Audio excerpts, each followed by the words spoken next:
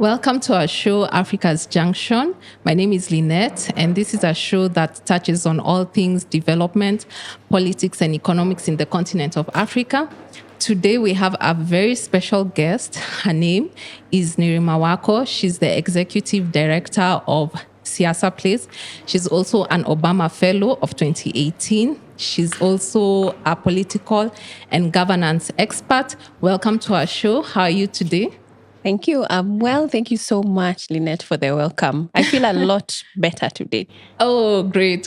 Yeah, because we had this interview earlier, but today we are moving on strong. So, yeah, welcome. And I want to just first start to ask you, since you're the executive director of Siasa Place, tell us, how did you start your organization? What motivated you? And what inspired you to be the change that we all talk about? So when I started it, I didn't think that it would be this big. Let me just start there. It's now 10. But so when I started it, I was just finishing university. I was interning in the States. And I wanted to move back home. I wanted to do something in regards to governance because I was really interested in what young people are doing. So at the time, I was 23. And by the time I moved back, I didn't have a lot of friends because a lot of my friends, I knew them from primary and high school because I didn't go to uni here. So I had to build that kind of network and base when I got back. Yes. And then finding these people in some of these events and conferences, that's where I found a lot of people that I now call friends today. Okay. And so Siasa Place started on social media. It started on Twitter, X now, and we would just discuss national issues every day. Yes. And then out of that, it grew into an NGO. Eventually. Okay. Yeah. Wow. So it was very informal. It wasn't like when you came from abroad, you were like, yes, I want to start an organization that impacts the youth. It was more it just flowed organically. You found like-minded people who would discuss politics. And you say you started it digitally. How was that? Like, was it like WhatsApp or what kind of platforms were you using then? So interestingly, the first platform we decided to use was Twitter. And I remember having this discussion in a coffee house, in a cafe in town, and where Shefa Okore was like, oh, there's this new space. A lot of people are not using it right now, but, you can really get a lot of conversations from people you don't even know. So back then it was very strange, because, we were used to, say, Facebook, where by the time someone is engaging you, they are a friend. So you've accepted them as a friend. Yes. But Twitter came very differently. Your account public mostly. And so you'd have people following and interacting with you, even though you've never met them before. Okay. And that's how I also built friendships with the likes of Shikoki Hika, who was also very active on X. And I learned about her platform in Nakuru. And that's how I would say it was different. It was scary also, because just imagining the thought of sharing your opinion to people you don't know. Like, how am I going to be judged? What are they going to think? So I remember how Shefa used to encourage me, Miriam, and be like, no, just be courageous, just speak out. So it was also getting out of our comfort zones. Yes. By the time we were opening up accounts, and we used to have chats weekly. And those chats, back then there was no, right now you can have space conversations. Yes. And it's almost like you're on the phone with someone. Back then you'd be texting. Someone is texting you and you're having a conversation and just watching people coming in and replying. Yes. And so you used to be so fast with that texting and having this very in-depth conversation, and people are typing this stuff. Yeah. So we've also seen how these platforms have evolved and even become even faster. And even the fact that, back then paragraphs used to be a lot shorter. You could even have a video. So it's interesting to see how they've changed over time.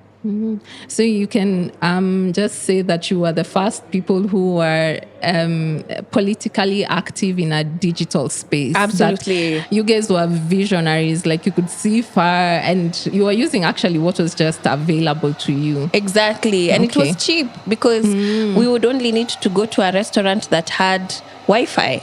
And we would buy maybe a bottle of water or even coffee or tea, and we would be there the whole day just using the internet. And, you know, to have accounts that opened as early as 2012, some 2010, that just shows you that, yes, we were one of the first to see how the potential and why it was so important for even our work to date. We still utilize social media platforms for a lot of it. What were the bottleneck, things you found when you were beginning Siasa Place? Like, because your concept was very new at that stage. Like, people did not enter politics or did not have a say in politics in that kind of fashion, whereby you're just, tweeting and engaging people, and it's young people. Were there bottlenecks, or were you never a threat? Like, the political space was like, what is that? Yeah, I think it's more of the last one where political spaces were like, what is going on here? So I remember the first time we had something a bit controversial. That was the first time, because now we are just used to it. But the first time was 2017 election. And then we were trying to have a chat. And I say trying to because we never managed to have it, where we wanted to have a conversation with youth leagues. So youth leagues from different parties. So from ODM to NAC Kenya to Ford, just having them on the same conversation, just to talk about their parties and why, young people have joined this party to sell their ideology.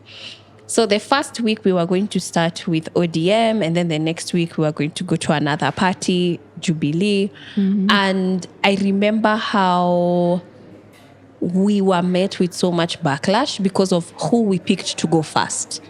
It was like, why is ODM starting the chat? And it was this, and that's the thing with politics, it becomes very emotive. Yes. It's almost like sports, where it's like you're in a team, especially in an election period. Yes. So in the end, literally, people were arguing like which party we should interview first. And we ended up just canceling the whole thing. and I remember thinking, whoa, like the fact that now people are getting heated and competing for this now began to show us that, more and more people are utilizing these social media platforms. Yes. I think that also traditional civil society didn't get us in the beginning. They were like, oh, you guys, you're only online. Or you guys just do stuff online. Like they were not understanding how even our engagements, we were doing civic education on the Constitution, understanding roles as citizens, participation. So not only you as an elected leader, but as an active citizen. So they were not understanding that these functions were happening hybrid, online and offline. They happen at the same time. So sometimes even our forums, we live stream them. So we were doing this at that time. So for them to now, right now you can think about it and be like, oh, duh. Like, it's like, that's normal. We have so many shows where that happens. But back then, like 10 years ago, that was not common. So I would say that now is when people are, getting a hang of it. And you're seeing even in our budgets, we would put a lot of resource in communications. And I remember having a fight with one of my boards. They were like, how is your communication team almost as big as programs? And I'm like, they both carry really expensive or really expansive and important areas of work. And I really fought with my board chair then, where he was like, no, you can't have that many positions. No. But now they get it, because when you're talking about an organization that's majority young, we're on every platform, from Facebook to TikTok to Insta to Threads to X. I mean, we're everywhere.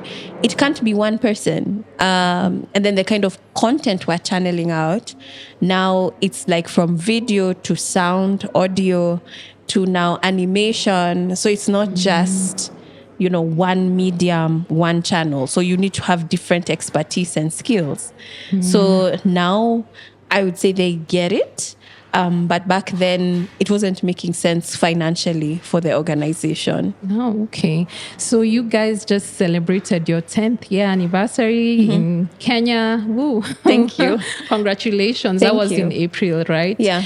And what are some of your milestones? Like, what are some of the things you celebrated during your anniversary celebration that you can say, we did this, we've impacted the, how politics and governance looks like, and how the youth are now participating in it? I think one of the things that, stood out was me, especially like with my small structure, being on mainstream prime time, discussing politics, discussing national issues was something that was not so common. But these days you can find shows where they're specific to that age. Yes.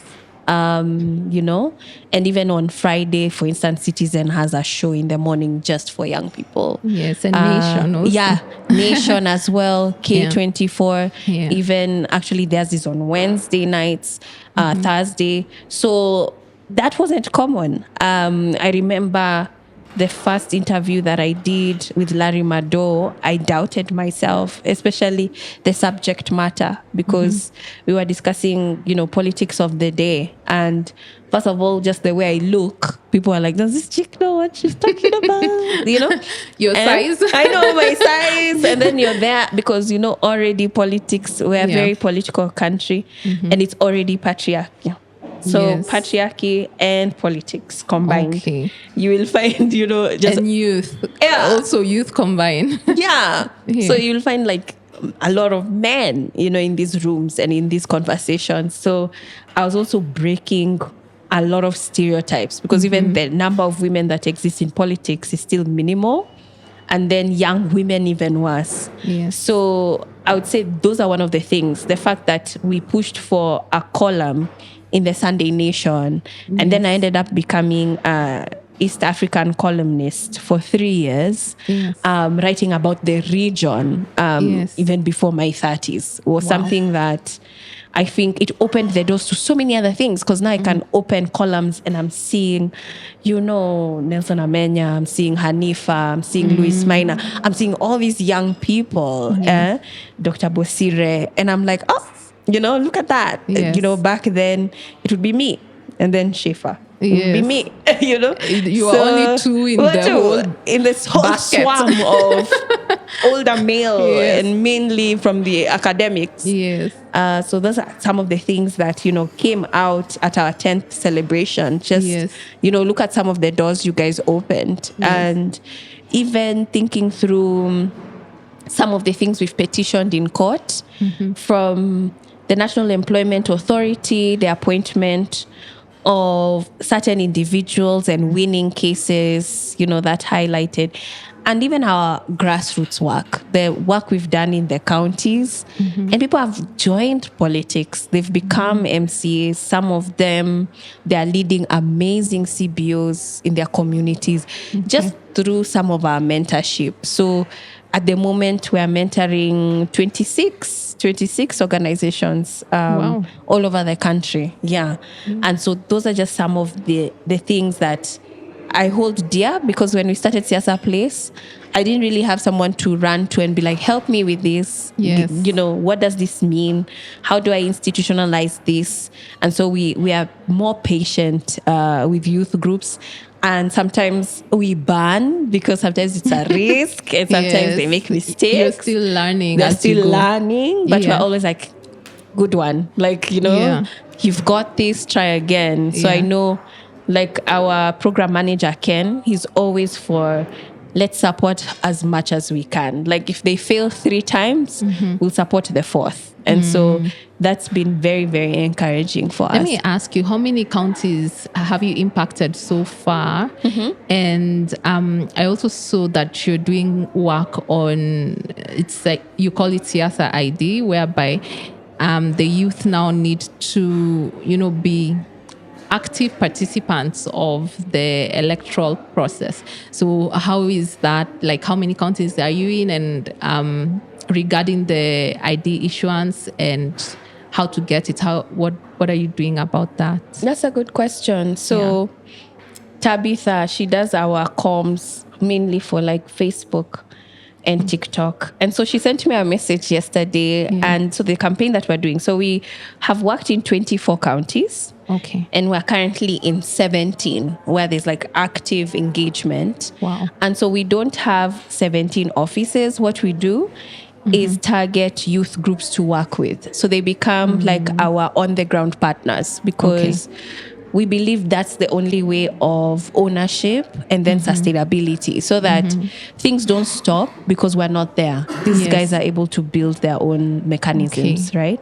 So Siasa ID is something that we've been doing for the last 3 months. It's basically asking young people to give us their experiences. What was it like to get your ID?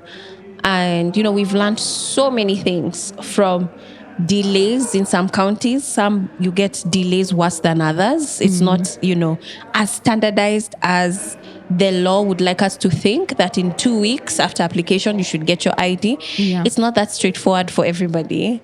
And then also learning that some people had to get title deeds. Also learning that in some areas, the bribe is as high as 2,000 shillings to get an ID. Wow. And also, you know, learning that some people have been asked to do things that are just silly. Like one lady said she was told to cut her hair.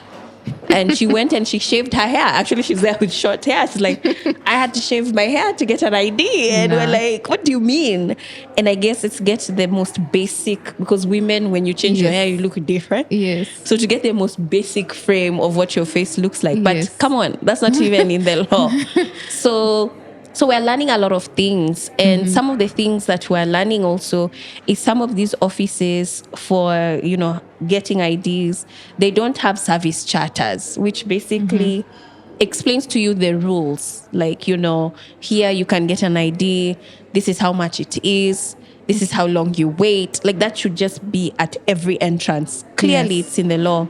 So we would write letters when we investigate and we find, hey, this office didn't have one. This office. So government has been really quick to put up some of these things that we recommend, which is different. And so even when Tabitha messaged me yesterday, there's now a new push by government to actually do an ID registration drive in high schools. They're going to high schools. Wow, that is amazing, actually. So it's like they're showing you that no, we don't want to oppress. We're not trying to keep access of IDs from young people. We want them to register. So you're seeing them actually acting really fast on some of the recommendations that we're making. Yeah, although it needed that push from you guys to like, okay, this is not working. And I hear there was a fee once, although they scrapped it, is it? Yeah, they scrapped it because, I mean, that was illegal, the way the fee was put. But I still hear that there's still like an expiry date on IDs for the people who are getting new ones, which is also something that, you know, we're pushing back on. It shouldn't expire. It's something that should be for life. It's your number. It doesn't change. So it should be for life. So that's good. What we know is that the electoral process is where we as citizens of Kenya have a right to say the leaders that we'd like to see. Are there other venues or avenues that more people can get involved in, so that we are not waiting for 5 years to have a say at the table? Absolutely. We normally ask people, what's your interest? Like, is it business? Is it agriculture? Is it health?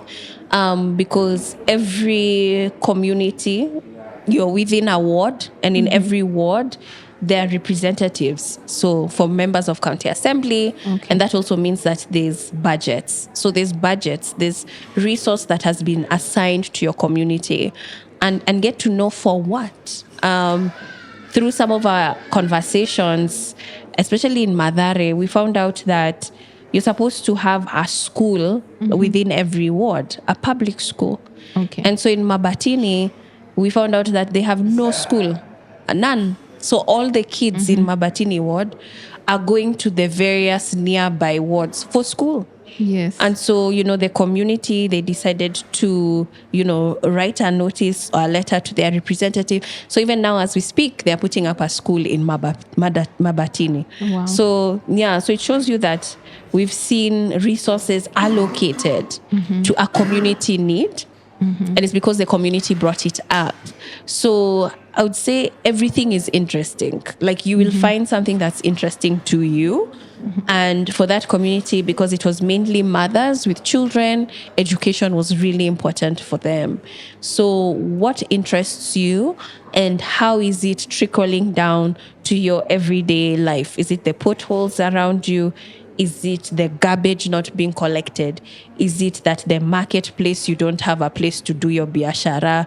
I mean, there are so many things that we could pick up and be engaged with in our community. Okay. So just for the sake of, let's say like for myself, like if I'm a layman in this, let's say where I live, the roads are inaccessible. Who do I go to, apart from tweeting about it and, complaining about it on the WhatsApp groups of the neighborhood? Where can I go to seek redress on this? Your MCA. Okay. That's the office that actually deals with roads, which is funny because so there's the national roads, then there's the ones within the county, so they are different. Yes. But then the ones in your community, it's normally your MCA, unless it's a road that's passing like through a county that's a main road, right? Yes. And the thing that's interesting is a lot of times when politicians are making promises, they'll make promises about, I'll put a new road for you, but not everyone has access to that budget. Yes. And not everyone has control of that budget. Yes. And so I would say the most basic is knowing even who your MCA is. Okay. Where is their office? Yes. What are they working on? Okay. And then the other thing is to learn from other communities that have built even foundations like Kilimani. Kilimani, they have their own sort of private citizen-led kind of watchdog, enterprise where they follow up with their MCAs. They have a relationship with their MCA. They're able to actually coordinate together and work on issues together, see how they are working, or even find out people who are part of such, because there are many resident communities like that are functioning very, very well. And that's the second thing that I would recommend. The third is there are civil society organizations like Power Radio, for instance. So Power 254, they have a podcast and they mainly talk about issues and the legal aspect of them and how you can be involved in them, especially if you just want to know the theoretical side of things. I think it's also important to dive into the civil society sector and what are they producing. Like Okoa Uchumi, they are constantly producing about public debt. How much we owe, how much we've lost, how much taxes and revenues we need to meet that debt. So if your area is finance and the economy, Okwa Uchumi. Yes. So whatever issue it is, there's definitely a civil society working on that issue. Okay. And you've talked about the ward level. What about the county level? Is there a redress for individual, like I can walk into the county governor's office and say, this is not working in the city, or how does that go? So the county governor, he does control, or she, but there are very few she's. They control the budget for the county, true. Yes. And the thing about governors and why senators are fighting with them is because senators don't really have a budget for the county. And what we've learned with our politics, especially Kenyans, they like to see things. They don't like, you've brought a good policy for the county. They want to see you've built a stadium. Yes. You've put a road. Now, those budgets are controlled by the governor. Yes. And so senator is supposed to oversight governor and make sure, are you doing a good job with the money coming into our county? So it's to decipher that. So governors work a lot with MCAs. Okay. As much as MCAs are at the bottom of the chain, they're some of the most powerful positions that we have, because it is MCAs that can actually impeach a governor. It is MCAs through the governor's budget. He'll have access to, or she'll have access to tenders, but they end up being implemented by MCAs in certain communities run by MCAs. Okay. So MCAs is the most important position for me. Yes. And I think that we often overlook that. Yes. Because members of parliament, they have, larger constituencies, but their budget is national. So they are not really working with localized budgets unless they individually fundraise for it.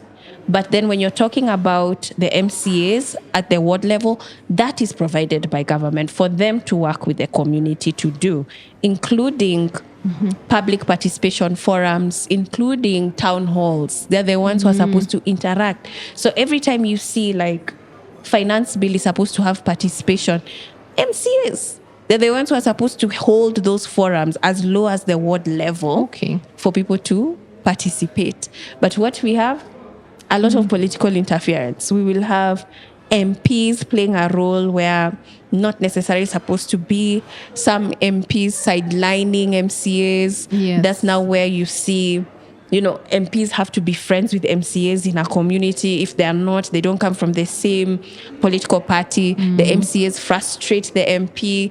So it's also, politics is also about the kind of friends you can make. Yes. And then finally, I don't know if you saw the Madaraka Day, June 1st, the speech by Cecily Mbarire, the governor of Embu.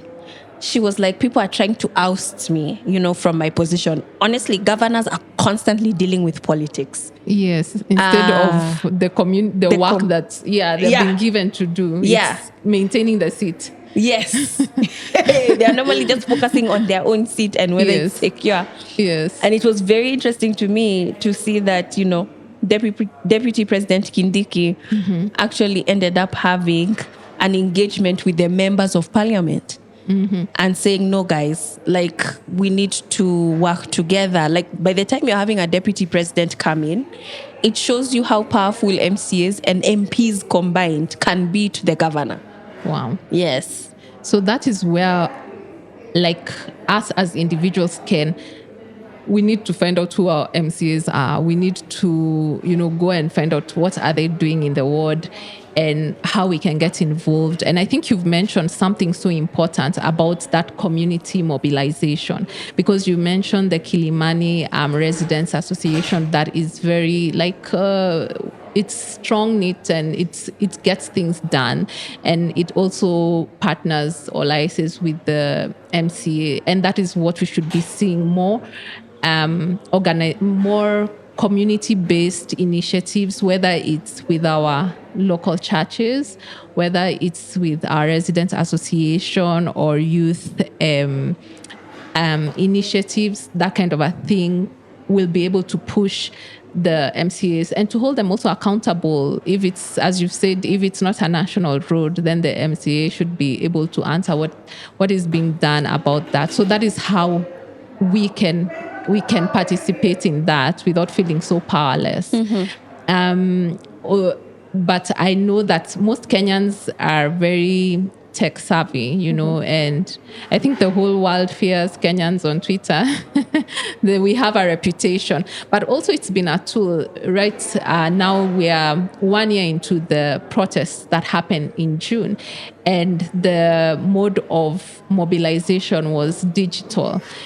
What were the wins of that protest, the Gen Z protest last year? What were the wins, and what are some of the losses that we incurred during that time? Yeah. I'd say first, the losses would have to be the loss of life generally. That should have never happened. And to have lost, more than 64 people by death. Some are still missing.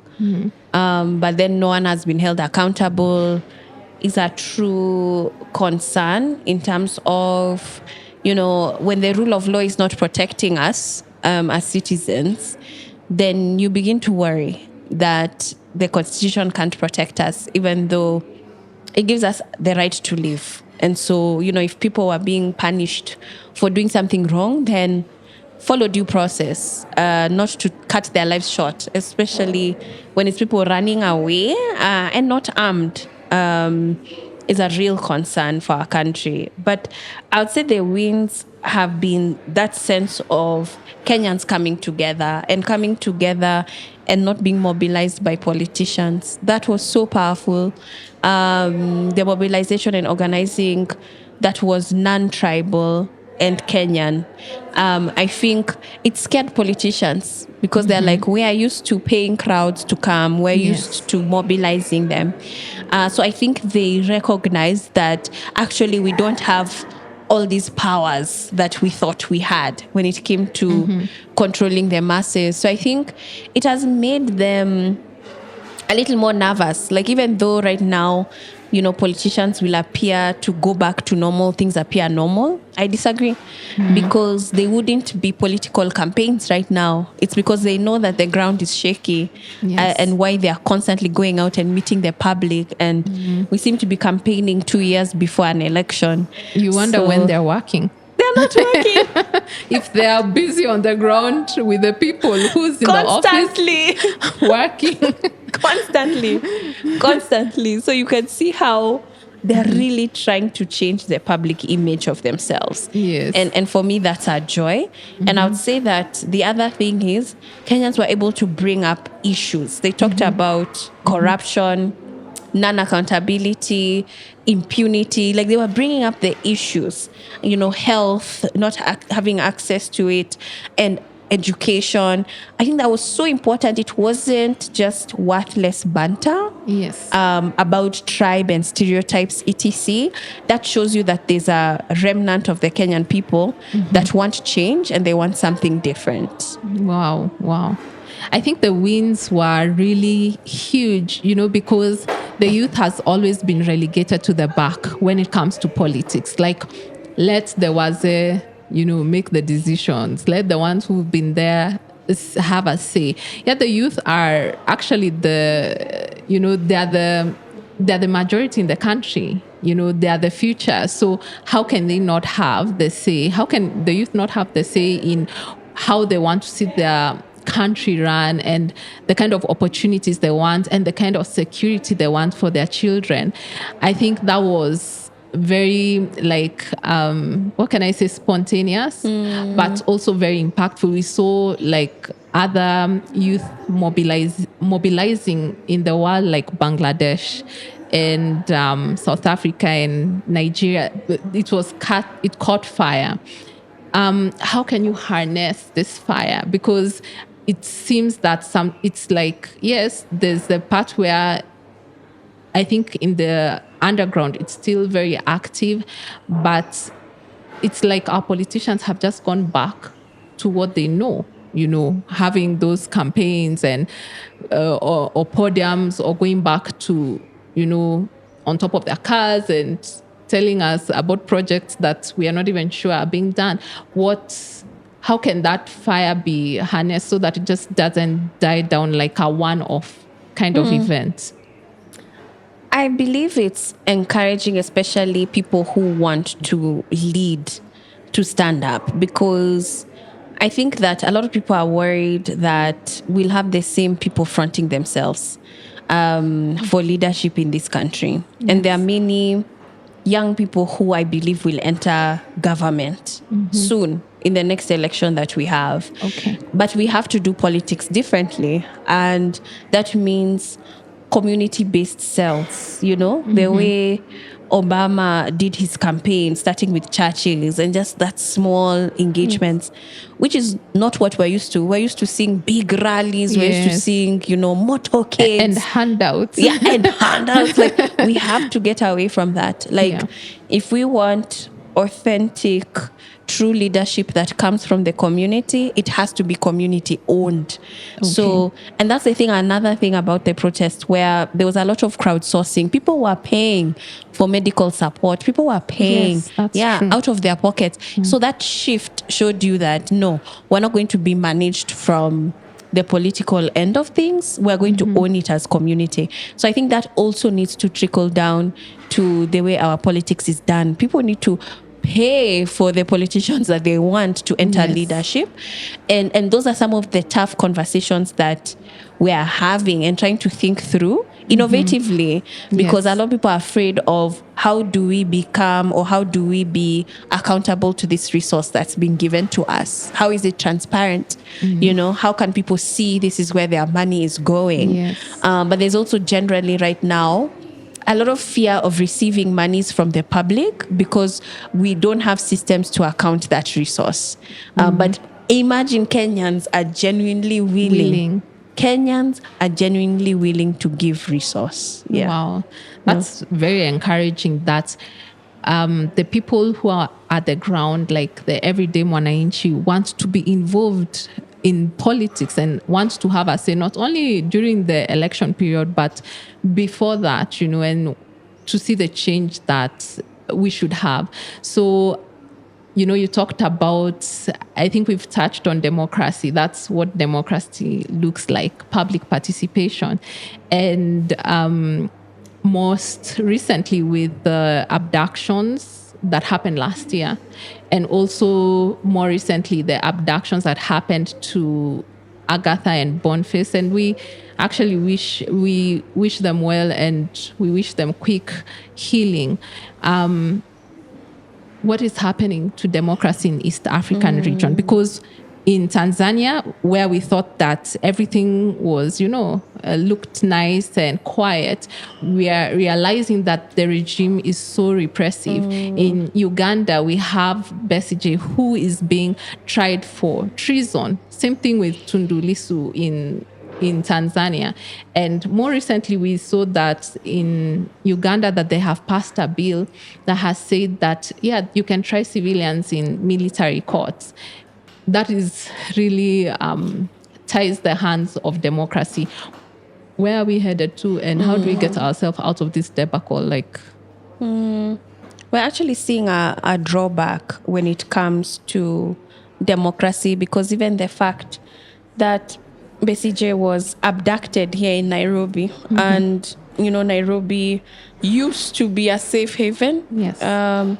Even some activist friends of ours, they don't even come to Nairobi. They're Tanzanian. They are now going to South Africa. Wow. So that tells you that we have lost that accolade. And it's a concern because even with the case of Boni and Agatha, we do know that there was some form of coordination between the states. We know that. We do know that there was interference in terms of the security systems and structures in place where they were coordinating the torture. And it's shocking because I even got some calls from very senior politicians, and they're just like, I can't believe this. Like, I knew things were bad, but I didn't think this level of torture, people disappear, people die, but torture? This is like a whole other level. This is like North Korea. I know. And so to hear, people who have actually done diplomacy for decades say that I am confused. Like, I'm not used to hearing this information from Tanzania. I even had someone say, are they sure? Did they fake this? And you're like, no, it's real. It happened. And now we're seeing even more cases of Tanzanians themselves coming out with very similar stories. Very similar stories. So it's now that they're, bringing out and surfacing some of these videos and saying this is something that's been happening. So, of course, it's a worry because now surveillance has evolved to being digital. So that means, even for people like in Aboni, the kind of work that they do, they're not going to be safe in any of the 5-6 countries we surround. Yes. It also means that, what does that mean in terms of progress, in terms of future? We have access to technology and the internet, which is supposed to expand freedom of expression. But we're seeing opposite in regards to our law. It's actually, limiting and suppressing when, platforms like Facebook haven't been working in Uganda for years. Yeah, and actually, when you mention Facebook, I have a friend in Uganda, and during election period, I cannot reach her. Yeah, they're there. It's shut down. Total shutdown. And how is that a threat? Because you see, like Tanzania are going for the elections this year, Uganda next year, Kenya the other year, 2027. And Nigeria. And we're seeing, and Nigeria, okay. We are seeing a bad precedent. Like, what can we do? Do we lobby the international community to come and save us? What can we do? Because the signs and symptoms are already there for everyone to see what is happening. The signs are showing, and if it happens in Kenya, then there's no hope for Africa. I mean, not to toot our own horn, but I mean, evidence shows that Kenya is one of the most active country when it comes to social media engagement. And we surpass countries like the US. I mean, globally. Wow. Yeah, globally. Considering the number of citizens that we are, Kenyans spend most time online than any other country in the world. So if we are clamped, then that means Africa, which their internet usage was already minimized, will become worse. So we can't allow this door to close. And I've also talked to some government officials and asked, is this possible? And they would joke with me like, no, absolutely not. Like they're not going to shut it down. We're not going to let that happen. So I really pray and hope in my heart of hearts that they don't. Yeah. And you see, like during the prayer breakfast that we had recently, our president apologized to Tanzania and Uganda and anyone else that we have offended. Was it us to apologize, or was it, and what kind of, because why I say this is that the East African community has legislation.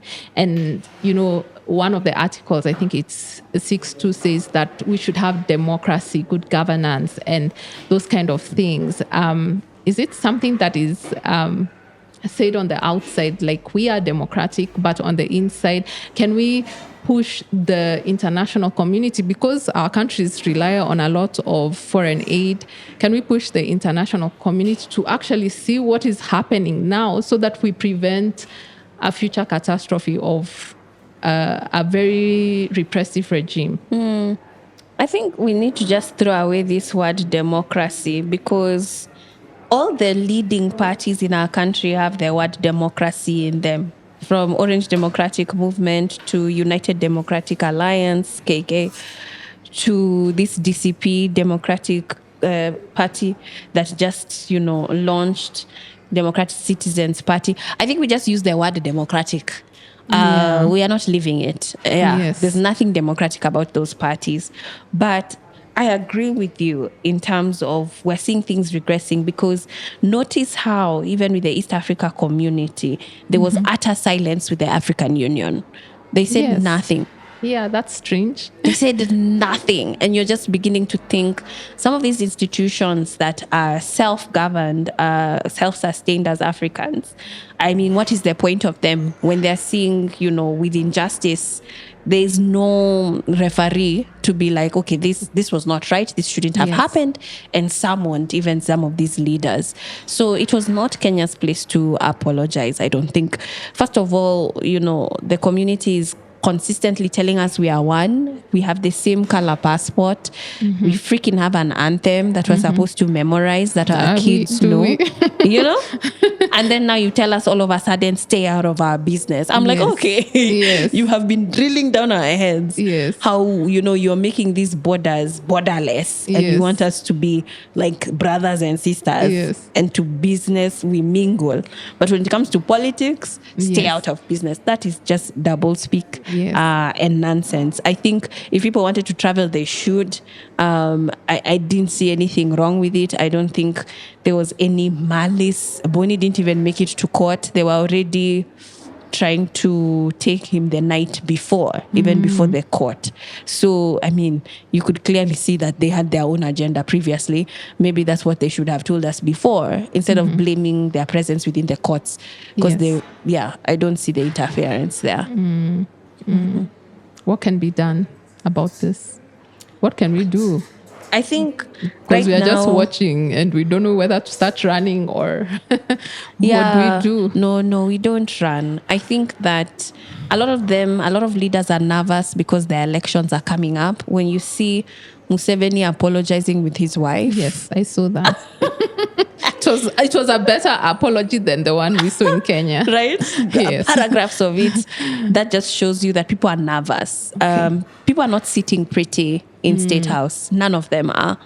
And for me, that's encouraging. We would be worried if they looked very poised and comfortable, but they are not. Yes. So, tell the Kenyan people to continue with the uproar, continue with speaking up. I know that there are people who are documenting and recording a lot of these cases and timelines and submitting them to the different courts, the East African Court, ICC, basically. So as much as people say that's not going to do anything, it's important to have this in record. Even for future, to make sure that we don't go through this ever again or allow it to happen when people are silent. They need to know that there's pushback from the public, and this is not something that we condone or support. Yes, I believe so too. And I believe that democracy, especially in Kenya, has been won by blood, sweat, and tears. There's no way that what, the Railas of the time or the Matibas of the time did to make us more democratic and have these freedoms should be taken away from us at this point of time. It would be so regressive.